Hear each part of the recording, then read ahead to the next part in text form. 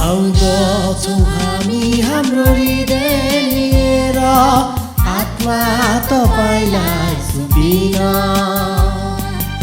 आउँदछौँ हामी हाम्रो हृदय लिएर आत्मा तपाईलाई सुम्पिन।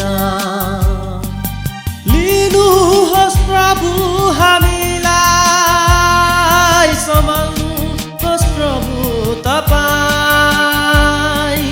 लिनुहोस् प्रभु हामीलाई, सम्हाल्नुहोस् प्रभु तपाईँ।